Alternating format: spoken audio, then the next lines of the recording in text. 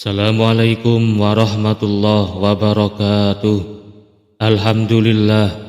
Alhamdulillahi rabbil alamin. Wabihi nasta'in ala umuri dunya waddin. Assalatu wassalamu ala rasulillah Nabiyyina Muhammad la nabiyya ba'da. Sahabatku semua yang dirahmati Allah subhanahu wa ta'ala, orang yang meninggal dunia sejatinya akan mendapatkan siksa kubur, sebagaimana yang disebutkan dalam sejumlah hadis. Namun ada beberapa golongan yang terbebas dari siksa kubur. Menurut sebuah hadis yang berasal dari Aisyah radhiyallahu an, siksa kubur ini terjadi pada orang kafir dan munafik. Aisyah radhiyallahu an menceritakan bahwa seorang wanita Yahudi datang kepadanya lalu menuturkan tentang siksa kubur. Kemudian wanita Yahudi itu berkata, "Semoga Allah subhanahu wa ta'ala melindungimu dari siksa kubur." Aisyah radhiyallahu an lalu menanyakan hal itu kepada Rasulullah sallallahu alaihi wasallam. Beliau menjawab, "Ya, siksa kubur itu adalah benar adanya. Orang-orang kafir dan munafik akan disiksa dalam kubur mereka dengan siksaan yang dapat didengar oleh binatang." Aisyah radhiyallahu an kemudian bertutur, "Sejak saat itu, tidaklah saya melihat Rasulullah mengerjakan sholat, melainkan beliau pasti berdoa memohon perlindungan kepada Allah dari siksa kubur." Hadis riwayat Bukhari, Muslim dan An-Nasa'i. Isam bin Muhammad Asy-Syarif mengatakan dalam Al-Jami' As-Sahih min hadis An-Nisa, hadis tersebut menjelaskan bahwa kehidupan di alam kubur dengan segala kenikmatan dan siksanya adalah benar adanya. Ini merupakan prinsip yang dipegang oleh Ahlus Sunnah wal Jamaah. 5 golongan orang yang terbebas dari siksa kubur. Yang pertama adalah orang yang mati syahid. Orang yang mati syahid diibaratkan telah mencapai kemuliaan tertinggi bagi seorang muslim dalam kematiannya.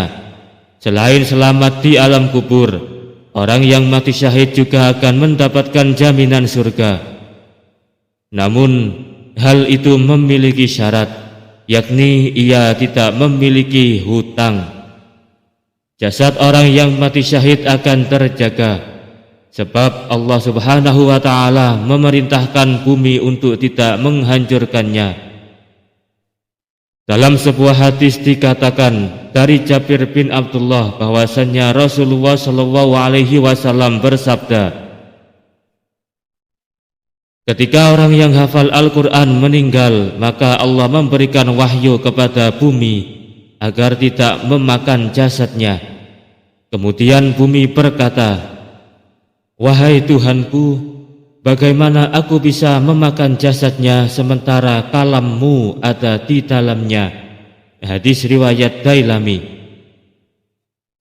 Salman radhiyallahu an berkata, "Aku pernah mendengar Rasulullah sallallahu alaihi wasallam bersabda, menyiapkan tali selama sehari semalam lebih baik daripada puasa sebulan beserta sholat malamnya.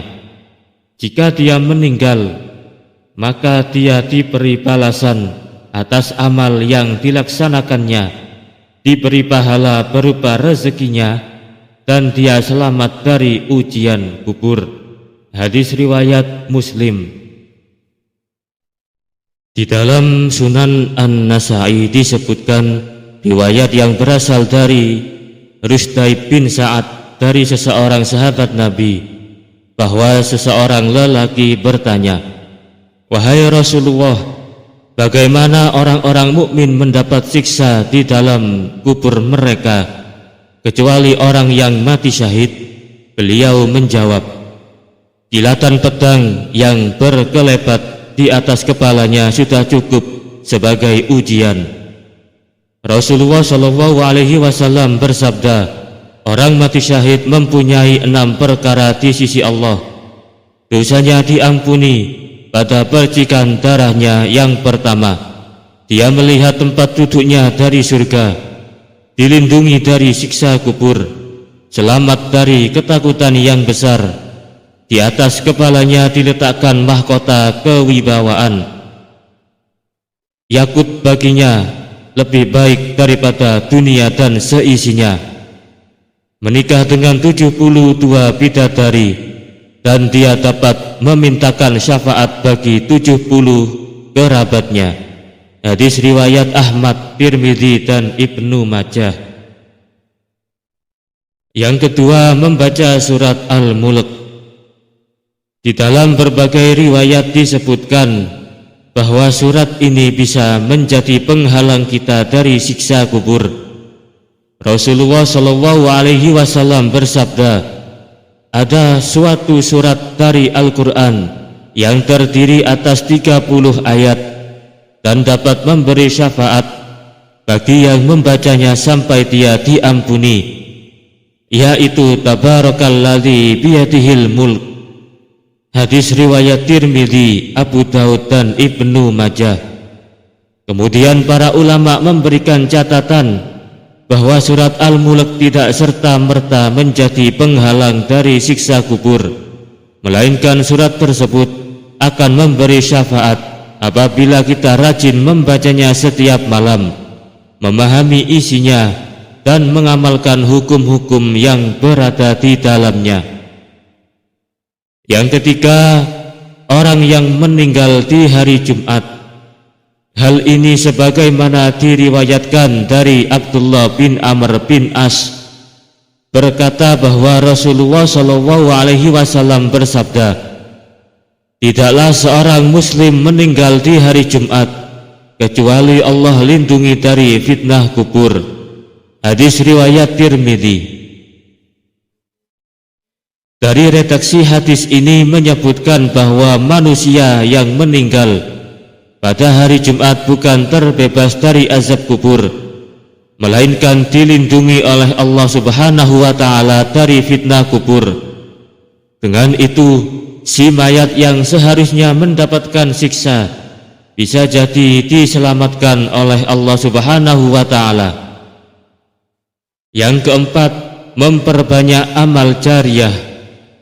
Diriwayatkan dari Abu Hurairah radhiyallahu an, Rasulullah SAW bersabda, jika manusia itu mati, maka akan putus amalannya kecuali dari 3 perkara, yaitu sedekah jariyah, ilmu yang bermanfaat, dan anak soleh yang selalu mendoakan kedua orang tuanya. Hadis riwayat Muslim. Yang kelima, memperbanyak amar ma'ruf nahi mungkar. Mengenai hal ini, konteksnya hampir sama dengan amal jariyah.